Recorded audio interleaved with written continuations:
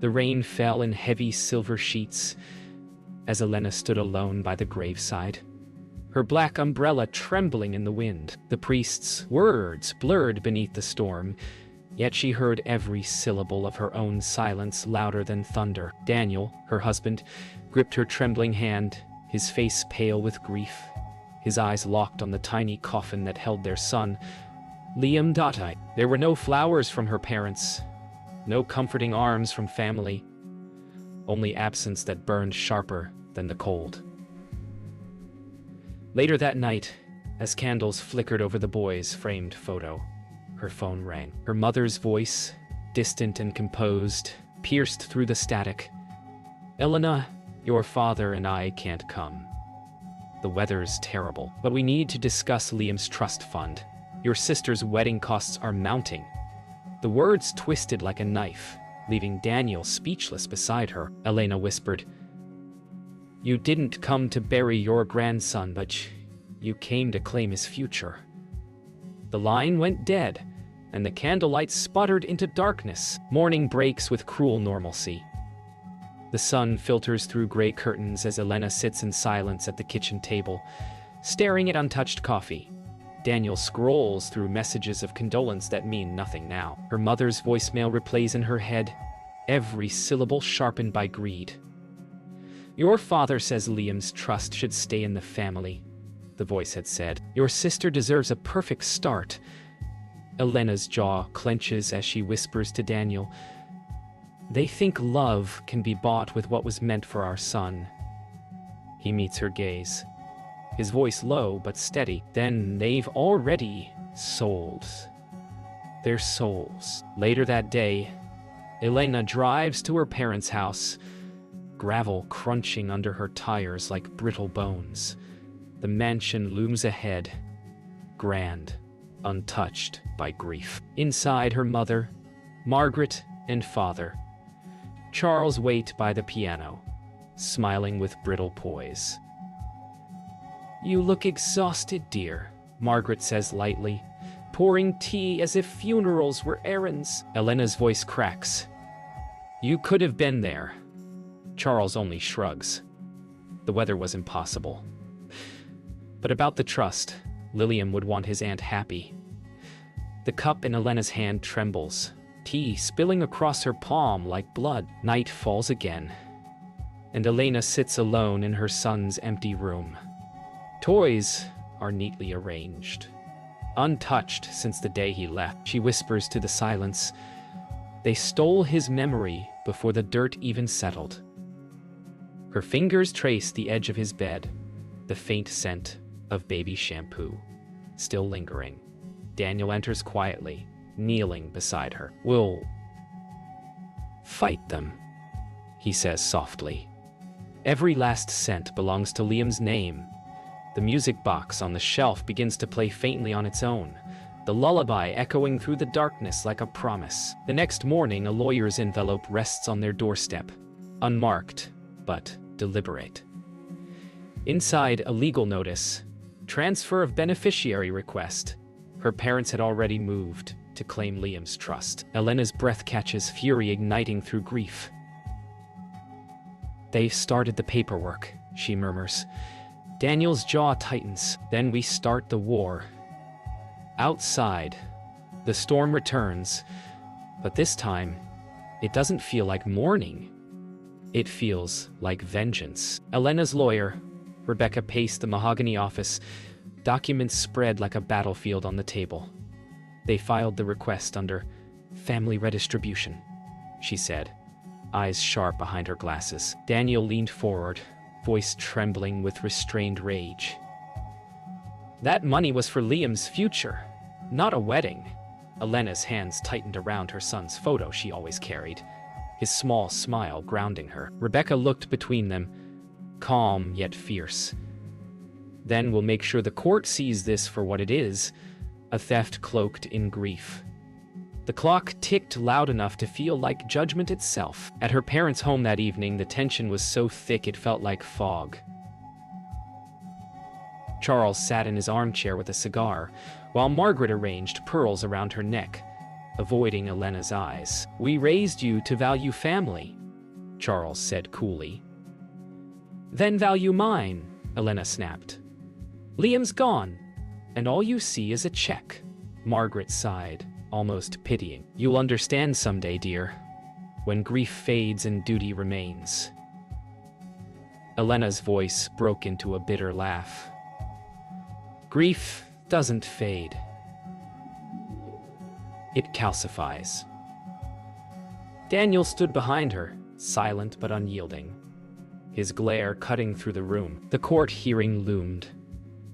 Elena stood outside the courthouse steps, clutching her purse against the wind, heart hammering. Reporters gathered, drawn by whispers of family betrayal. Daniel touched her shoulder gently. "We tell the truth, nothing more." Inside the marble hall, echoed with every footstep as Margaret and Charles appeared, hand in hand, their faces composed for sympathy. Rebecca whispered, "They've rehearsed this." Elena nodded, her voice low and cold. "So have I." Inside the courtroom, silence hung heavy. The judge read the claim, his tone detached, while Elena's pulse roared in her ears. Rebecca spoke clearly. "This trust was meant for Liam's future, not for luxury." Charles countered smoothly, "Family funds belong to family. We're simply honoring legacy." Elena rose, voice trembling but fierce. "Legacy? You skipped your grandson's funeral." Gasps rippled across the room. Margaret's lips tightened, but her eyes flickered. Guilt or fear? The judge's gavel struck once, silencing the storm. After the hearing, Elena walked through the courthouse corridor, echoing with fading footsteps. Daniel caught up to her, slipping his arm around her shoulders. "You did it," he said softly. "No," she whispered. "It's just begun." Outside, reporters shouted questions as flashes burst like lightning. Rebecca handed her an envelope. "Temporary injunction granted." For the first time in weeks, Elena felt the faint pulse of hope. But deep down, she knew her parents would not surrender easily. The war for her son's memory had only just started. The night after the hearing, Elena sat awake by the window, city lights flickering through the blinds like restless ghosts. Daniel slept fitfully beside her, but her mind replayed every word her father had spoken on the stand. Family funds belong to family. It echoed like a curse. She opened Liam's old sketchbook, pages filled with crayon suns and stick figures. His world, untouched by greed. Her phone buzzed again. A text from an unknown number. "You can't win. Family always keeps what's theirs." Her blood ran cold. She whispered into the dark, "Then they've forgotten what family means." The next morning, Rebecca's office buzzed with tension. "Your parents' attorney filed an emergency appeal," she said. "They're trying to freeze the trust." Daniel slammed his palm against the desk, his composure cracking. "They're monsters." Elena exhaled shakily. "No, they're desperate." Rebecca handed her a document. "Then we'll move faster. I want every transaction traced, every hidden account uncovered." The fluorescent light hummed above them, sterile and sharp, as if dissecting the truth from their grief. Elena visited the family estate again, not out of peace, but defiance. Margaret met her at the door, pearls gleaming under the chandelier. "You look tired, dear," she said with a smile that never reached her eyes. "You should let this go." Elena's gaze hardened. "You let him go." "I'm just making sure his name still means something." Charles appeared behind her, voice calm but venomous. "If you wanted a war, you've chosen the wrong battlefield." Elena stepped closer, lowering her voice to a razor whisper. "No, Father, I built this one." That night, thunder rolled across the city as Elena sat at her desk, surrounded by papers, trust records, and court files. Daniel entered quietly, setting a mug of coffee beside her. "You haven't slept," he murmured. "Neither have they," she replied without looking up. Her laptop screen glowed with documents, proof of a secret account under her father's name. Dated the day after Liam's funeral. She stared at it, hands trembling. They planned this before the coffin closed. Tears blurred the numbers, but her resolve only sharpened. Now it's their turn to lose something. At dawn, Elena met Rebecca outside the courthouse again. The air was cold and brittle, fog curling along the marble steps. "This will expose them completely," Rebecca said, holding a thick folder. Elena nodded, gripping it tightly. "Then let's end this." Across the street, Charles and Margaret exited a black car, faces pale under the gray morning. Their eyes met hers for a single silent moment. The final fracture of a family built on pretense. Somewhere deep inside, grief gave way to something colder, steadier: justice. The courtroom brimmed with tension like an electric storm. Reporters filled the gallery, cameras ready for the collapse of a dynasty. Elena sat rigid beside Rebecca, her knuckles pale against the table. Across the aisle, Margaret whispered to Charles, their polished masks cracking under the weight of exposure. Rebecca rose first, her voice sharp as glass. "We present evidence of concealed transfers from the late Liam Carter's trust. Unauthorized, unethical, and deliberate." Gasps rippled as documents projected onto the screen. Proof of deceit, dated the day after the funeral. Margaret's breath caught. Charles stared ahead, unmoving. For the first time, they looked small. Outside during recess, the air was frigid despite the sun. Elena leaned against the stone railing, staring out at the city skyline. "Do you think they'll ever regret it?" she asked quietly. Daniel stood beside her. His coat collar turned up against the wind. "People like them don't regret. They justify." She nodded, eyes glistening. "Then they'll justify this loss too." A breeze lifted her hair as she exhaled, letting the weight of years fall away with it. "For Liam," she whispered. Daniel's hand found hers, steady and warm amid the cold. When court reconvened, Charles took the stand. His voice, once commanding, now trembled. "Everything I did was for family," he said. Rebecca's eyes never left him. "Even at the cost of your grandson's memory?" Silence answered her. Elena looked at him. No longer her father, just a man afraid of his reflection. Margaret watched from the table, pearls clutched in her fist like a rosary. The judge, gaze shifted between them, weary yet resolute. This court recognizes betrayal, not of law alone, but of love. Verdict day arrived beneath heavy clouds. The courtroom was silent, except for the creak of benches and the slow breath of anticipation. "The trust of Liam Carter shall remain under the protection of his parents," the judge declared. Elena's chest tightened, a tear breaking free before she could stop it. Margaret looked away, eyes glossy, but proud even in defeat. Charles lowered his head, the weight of consequence finally settling. Outside, rain began to fall again. Soft, cleansing, final. Elena turned to Daniel, her voice barely audible. "We kept him safe." That evening, back home, Elena lit a single candle beside Liam's photograph. The soft glow wrapped the room in golden calm. Daniel joined her, placing the legal folder on the table. It no longer felt heavy. "It's over," he said. Elena smiled faintly, eyes on her son's face. "No, it's right."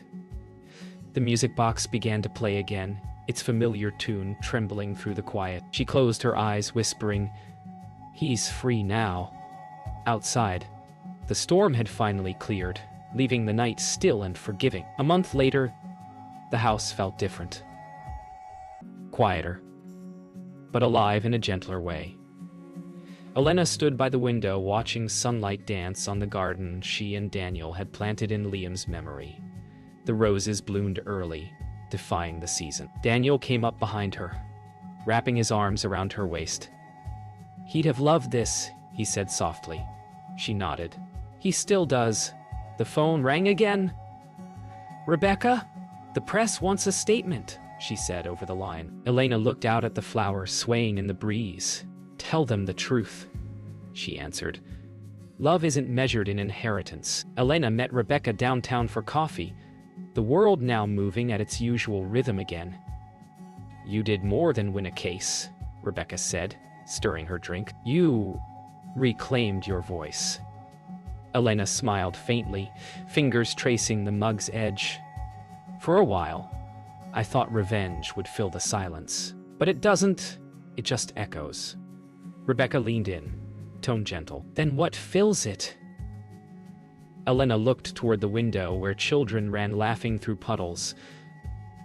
"Grace," she said, and remembering him without pain. Weeks later, an envelope arrived. No return address, only her name in familiar handwriting. Inside was a letter from Margaret. "We're leaving the country for a while," it read. "I'm sorry it took loss to teach me love." A single pressed rose fell from the envelope. Elena stared at it for a long time before whispering, "It's too late but not too empty." Daniel found her there, letter in hand, and said quietly, "Some ghosts apologize in whispers." She smiled faintly, placing the rose by Liam's photo. "Then let them whisper." On Liam's birthday, the garden filled with friends and neighbors bringing flowers instead of tears. Elena placed a small white lantern in the center of the roses, its light trembling against the dusk. "For every year we didn't get," she whispered. Daniel stood beside her, holding her hand as children laughed nearby. Rebecca arrived with a smile, setting down a bouquet. "He's remembered," she said simply. The sun sank behind the horizon, turning the sky the same soft gold as Liam's hair had been. Later that night, Elena sat on the porch, the lanterns flickering softly in the distance. She breathed in the scent of rain-soaked roses and let her heart rest. Daniel joined her, silent, just presence. No words needed. "We lost so much," she murmured. "But somehow, we found ourselves again." He nodded, eyes on the stars. He'd be proud. The night air was cool, the wind gentle, carrying the faint echo of a child's laughter. Only they could hear. For the first time in a long time, it didn't hurt, it healed. 6 months later, autumn returned with golden leaves and crisp air. Elena and Daniel walked through the park where Liam once played, his laughter still echoing in the rustle of trees. "It feels lighter now," Daniel said, kicking at a leaf. Elena smiled faintly. "Maybe grief doesn't leave. It just learns to walk beside us." They stopped by the old swing set, still creaking in the wind. She placed a small carved toy airplane at its base. Liam's favorite. "He flies higher now," she whispered, her voice steady and full of peace. Rebecca joined them that evening for dinner, laughter filling the house for the first time in a year. "So," she teased, "when's the garden charity opening?" Elena blushed slightly. "Next month. We're calling it Liam's Light. Every donation goes to children's hospitals." Daniel raised his glass. "To Liam, our forever reason." Rebecca smiled warmly, her eyes glistening in candlelight. "To turning pain into purpose. For once, the toasts didn't sting. They heal." A newspaper article the next morning caught Elena's eye. "Family Foundation turns tragedy into hope." Her picture was printed beside the story, smiling in front of the rose garden. She ran her fingers over the ink, the image of a woman who had survived herself. Daniel came up behind her, reading over her shoulder. "You're changing lives now," he murmured. She exhaled softly. Maybe that's what Liam wanted. Outside, sunlight broke through the clouds, spilling gold over the breakfast table like a quiet blessing. Later that week, Elena stood before a small crowd at the new garden's opening ceremony. "This began as loss," she said, voice steady through the microphone, "but it became love that refused to fade." Applause rose around her as the lanterns were lit, hundreds of soft flames swaying beneath twilight. She saw Rebecca clapping, Daniel watching her with pride, and for a fleeting moment, she felt Liam's presence in the glow. "We remember not by mourning," she finished, "but by living." That night, when everyone had gone home, Elena lingered in the garden alone. The lanterns flickered softly, their reflections dancing on the wet petals. She whispered, "We did it, sweetheart." The wind stirred, carrying a faint chime from the music box she had placed beneath the roses. Daniel appeared at the gate, smiling gently. "You're talking to him again." She turned, eyes glimmering. "He listens." They stood together beneath the stars, the light of 100 lanterns wrapping them in gold, the past finally at peace, the future open and tender. A year had passed since the verdict, and the air of early spring carried promise instead of pain. Elena walked through the city park, a folder of papers in her hand, plans to expand Liam's light nationwide. She paused under a blooming cherry tree, petals drifting like quiet applause from the heavens. Daniel joined her, his expression warm and proud. "You're building something beautiful," he said. She smiled softly, glancing at the sky. "He built it first. I'm just following the blueprint he left behind." The breeze lifted her hair, carrying laughter that only she could hear. Back home, the garden had transformed. Rows of roses, lavender, and white lilies swaying under the afternoon sun. A group of children from the hospital wandered through, their laughter bright and unguarded. Elena knelt beside one girl, helping her tie a ribbon to a rose stem. "This one's for someone special," the child whispered. "Mine too," Elena replied gently. Rebecca watched from the porch, a smile tugging at her lips. The sound of life, pure and unscripted, had replaced the silence that once haunted these walls. Later that day, a delivery arrived. An ornate wooden box with no sender. Inside was an old family photograph. Elena as a child between her parents, all smiling in better days. Beneath it, a note in Margaret's handwriting read, "I hope you found peace. I have too." Elena stared at it quietly before placing the photo beside Liam's. "Maybe forgiveness doesn't mean forgetting," she murmured. Daniel rested his hand on her shoulder. "It means you stopped letting it hurt." She nodded, eyes gentle. The bitterness long gone. As twilight descended, Elena walked alone to the garden's center. The lanterns were ready for the annual remembrance, each one bearing a child's name. She lit the first flame, whispering, "For you, Liam." One by one, the lights bloomed across the garden, until it glowed like a constellation come to earth. She stood still, breathing it in. The hum of life, the pulse of love reborn. Daniel joined her, silent, and together they watched the light ripple across the night, like forgiveness set free. Hours later, long after the guests had gone, Elena sat beneath the oak tree, the final lantern flickering above her. She whispered a prayer, not for sorrow, but for gratitude. "You gave me strength, little one," she said softly, "and they gave me reason." The stars shimmered overhead, infinite and kind. Daniel's hand found hers, their fingers intertwining as the lantern lifted slowly into the night sky, drifting higher until it was just another star among millions. Liam's light, eternal and free.